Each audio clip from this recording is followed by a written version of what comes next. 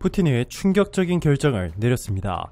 이제부터는 우크라와의 전쟁이 끝나도 한국산 수입을 전면 금지해버리고 전부 중국산으로 대체하겠다는 충격적인 발표를 했습니다. 오래전부터 러시아에 막대한 투자를 해온 현대차를 비롯한 한국 기업들이 너무나도 큰 타격을 받게 됐는데요. 그런데 대반전이 일어났습니다. 그동안 한국산 스마트폰과 현대 기아차를 타고 생활하던 러시아인들이 더 이상 러시아에서 한국산 제품을 살 수 없게 된 후 어쩔 수 없이 중국산을 사게 됐고, 중국산 제품들로 정확히 일주일 생활해보더니 이들은 믿기지 않는 일을 경험했습니다.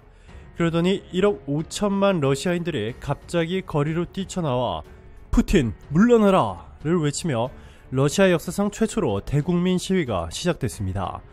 그동안 아무리 전쟁을 일으켜도 80%가 넘는 높은 지지율로 자신의 인기를 하늘 높이 유지하던 푸틴.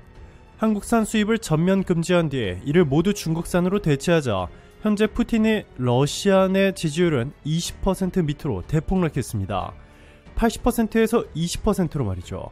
도대체 러시아인들은 한국산 제품만 쓰다가 중국산으로 어쩔 수 없이 교체한 뒤에 무슨 일을 경험했길래 이렇게 러시아에서 대반전이 일어났는지 지금부터 이 놀라운 내용 최고 수익률에서 여러분들에게 전해드리겠습니다. 2000년 5월 7일부터 무려 23년 넘게 집권하고 있는 블라디미르 푸틴. 본래 소련 시절 KGB 소속으로 근무하던 정보요원 출신으로 1990년대 소련 붕괴 이후 정계에 진출하여 상트페테부르크의 부시장직과 보리스 옐친 정권의 총리직을 역임했습니다. 1999년 12월 31일 보리스 옐친 전 대통령이 건강 문제로 사퇴한 이후 총리로서 대통령 권한 대행 역할을 수행하였고, 이듬해 2000년 대통령 선거에서 승리하여 정식으로 대통령에 취임한 이래 현재까지 장기 집권을 하고 있습니다. 명목상으로는 민주주의에 따른 러시아 국민의 직접 선거를 통해 선출된 국가 원수이지만 다수의 부정선거 의혹과 정적들을 암살한 의혹, 집회 및 언론 탄압 행적으로 인해 이전부터 사실상 독재자로 간주되어 왔습니다. 그런데 러시아 내 푸틴의 지지율은 상상을 초월할 정도로 높습니다. 지난 러시아 대선에서 블라디미르 푸틴은 76%라는 말도 안 되게 높은 득표율을 기록하며 또 한 번 러시아 대통령으로 당선됐는데요. 영국 더 타임스는 예정된 단선이었지만 압도적인 승리라고 평가했습니다. 독재자란 평가를 받는 푸틴 대통령이 러시아 국민 사이에서 이처럼 높은 인기를 누리는 비결로는 경제적 성과가 꼽힙니다. 푸틴 대통령이 처음 정권을 잡았던 2000년 러시아 경제는 엉망이었습니다. 1991년 보리스 옐친 대통령이 옛 소비에트 연방 해체를 선언한 이후 러시아는 시장 경제로 넘어가는 과도기에서 극심한 혼란을 겪었습니다. 1998년 루블화는 폭락했고 대부분 러시아 은행이 파산했습니다. 하지만 푸틴 대통령 집권 이후 14년간 경제는 안정됐습니다. 이 기간 국민의 가처분 소득은 7배 증가했습니다. 고유가 덕분에 경제는 성장세를 누렸고 러시아는 주요 7개국의 이름을 올릴 수 있었습니다. 푸틴 대통령의 인기 뒤엔 경제적인 문제보다 더 큰 이유가 있습니다. 바로 지정학적인 논리입니다. 소련 붕괴 이후 냉전 시기에 미국과 나눠 가졌던 슈퍼파워 지위를 반납하면서 러시아인들의 상실감은 컸습니다. 많은 사람이 우크라이나가 영구적으로 러시아에서 떨어져 나간다는 사실을 수용하기 어려웠습니다. 하지만 2014년 초 러시아가 우크라이나의 크림반도를 병합한 이후 모든 것이 바뀌었습니다. 2달여 만에 푸틴의 지지율은 80%대 이상으로 치솟았습니다. 미국 싱크탱크 스트래트포는 크림반도 병합으로 러시아인의 자신감을 되살려줬기 때문이라고 진단했습니다. 저유가와 서방의 제재의 여파로 2015에서 2016년 마이너스 성장을 했을 때도 푸틴 지지율이 타격을 입지 않았던 이유입니다. 정치학자 드미트리 오레시키는 독일 공영 ARD-TV와의 인터뷰에서 푸틴 대통령의 인기 비결에 대해 군사력을 강하게 펼치고 있기 때문이라고 말했습니다. 푸틴이 세계의 군사적, 전략적 과제를 지원하는 일에 계속 목소리를 내면서 러시아인은 푸틴 대통령을 미국에 맞서 저항하고 싸우며 러시아를 드러내주는 인물로 보고 있다는 설명입니다. 이뿐만이 아닙니다. 푸틴의 지지율이 80%에 육박하는 가장 중요한 이유 중 하나가 바로 국민과의 적극적인 소통입니다. 푸틴은 자주 러시아 언론들을 모두 크렘린궁으로 초대해 생중계를 통해 국민과의 대화라는 생방송 질의응답 이벤트를 열고 있습니다. 특별한 일이 없으면 매우 자주 하는 것으로 알려졌는데요. 놀라운 점은 한 번 생중계가 무려 5시간에 육박합니다. 이 생방송 도중 러시아 국민이라면 아무나 질문을 할 수 있고 푸틴이 이에 직접 답하고 해결 방안까지 그 자리에서 직접 내주는 자리입니다. 지난번 블라디미르 푸틴 러시아 대통령은 15일 TV 라디오 생중계된 연례 국민과의 대화에서 4시간 동안 68개의 질문에 답했습니다. 무려 4시간 47분 동안 85개의 질문에 답했던 지난 2013년의 기록을 깨지는 못했지만 환갑을 훌쩍 넘긴 64세 지도자의 모습이라곤 믿기 어려운 체력과 지력이었다는 평가를 받고 있습니다. 국내외 정치, 사회, 경제, 스포츠 등 다양한 분야에 걸친 질문들의 구체적 사실과 수치까지 들어가며 자유롭고 확신에 찬 어조로 답하는 모습은 생방송을 지켜본 많은 러시아인들의 감탄을 자아내기에 충분했습니다. 주민들의 어려운 민생 문제 해결과 도움 요청에 상황을 파악한 뒤 해결해 주겠다라고 어김없이 약속하는 태도에서 국민의 어려움을 살피고 헤아리는 진정한 지도자의 이미지가 풍겨져 나왔다고 러시아 언론들은 극찬했습니다. 충격적이게도 러시아가 우크라이나를 침공한 이후 푸틴의 지지율은 더 많이 빠르게 올랐습니다.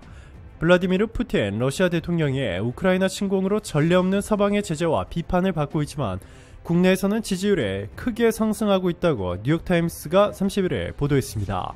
이 보도에 따르면 러시아 여론조사 기관인 레바다 센터는 이날 푸틴 대통령의 지지율이 83%를 기록했다고 발표했습니다.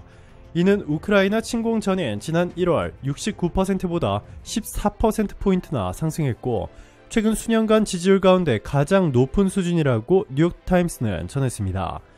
레바다의 데니스 볼코프 이사는 이번 여론조사에 대해 2월 24일 우크라이나 침공으로 많은 러시아인이 초기에 충격과 혼돈을 느꼈지만 러시아가 서방에 포위당하면서 지도자에 대한 지지를 보내야 한다는 믿음으로 바뀌었다고 분석했습니다. 그는 서방과 대치 국면은 러시아인을 뭉치게 했다라며 응답자 일부는 푸틴 대통령을 지지하지 않았지만 지금은 그래야 하는 때라고 한다고 전했습니다.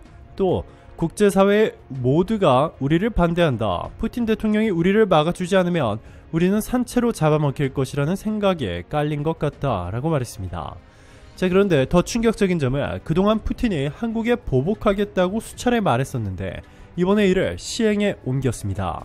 러시아 산업통상부가 병행 수입 허용 품목에서 삼성 스마트폰을 금지시키는 방안을 추진하고 있습니다.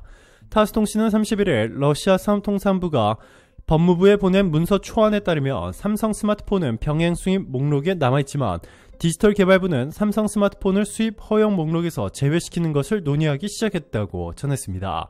막스투 샤다예프 러시아 디지털개발통신부 장관은 산업통상부와의 논의에서 한국 기업의 기술력에 뒤지지 않는 중국 제품이 있다는 점에서 삼성과 LG 스마트폰을 제외할 가능성이 있다고 언급했습니다. 대놓고 보복 조치를 발표한 것입니다. 이것이 끝이 아닙니다. 우크라이나 전쟁 전 러시아에서 압도적인 1위를 기록했던 한국의 현대차. 그런데 전쟁 후 푸틴이 한국산 자동차까지 사실상 수입 금지 조치를 내려버리면서 중국산 자동차가 러시아를 싹쓸이하고 있습니다. 28일 중국 경제매체 차이시는 중국 승용차 시장정보연석회 CPCA를 인용해 올해 1월에서 2월 중국 자동차 수출 물량이 전년 동월 대비 39% 증가한 68만 2천 대에 달한다고 보도했습니다. 이 중 내연 기관차가 62.2%, 전기차가 37.8%를 차지하는 등 전기차 비중은 상승세를 이어갔습니다. 특히 국가별로는 러시아가 중국 자동차의 최대 수출 시장으로 부상했습니다. 올해 1, 2월에만 중국은 러시아의 지난해 수출 물량 16만 2150대의 절반에 육박하는 7만 9285대를 수출했습니다. 전년 동기 대비 무려 170% 급증한 수치입니다. 러시아 관영 리아노보스티 통신의 보도에 따르면 러시아 자동차 산업 컨설팅 업체 아프토보스 대표 타티아나 그리고리예브나는 이날 통신에 외국 자동차 기업 가운데 현재 러시아에 남은 것은 지리, 하발, 장화이 자동차 등의 중국 기업밖에 없다고 전했습니다. 그러면서 얼마 전까지만 해도 러시아 시장에서 아주 작은 비중을 차지했던 중국 자동차들이 연말까지는 60%의 시장 점유율을 보일 것으로 예상된다라고 내다봤습니다. 자, 그런데 러시아인들이 극대노하고 있습니다. 그동안 현대차가 러시아에서 압도적인 1위를 할 수 있었던 이유는 디자인과 성능의 최고 수준인 것은 물론이고 무엇보다 겨울이 긴 러시아의 맞춤형으로 히터 기능과 배터리 용량을 대폭 키워 러시아 현지인들의 마음을 완전히 사로잡았습니다. 러시아 맞춤형으로 오랫동안 개발을 해왔고 이를 통해 러시아에서 가장 효율적이고 안전하면서도 편리한 자동차를 현대차가 제공한 것이죠. 자, 그런데 푸틴 때문에 한국차는 더 이상 살 수 없어 어쩔 수 없이 중국차를 산 러시아인들은 중국차가 더 싸지만 자동차 곳곳이 전부 싸구려 플라스틱이다. 이건 최악이다. 히터를 틀면 기름을 일주일에 3번이나 넣어야 한다. 현대차는 2주에 1번만 넣으면 되는데 이건 차이가 너무 심각하다 라며 불만을 토로했습니다.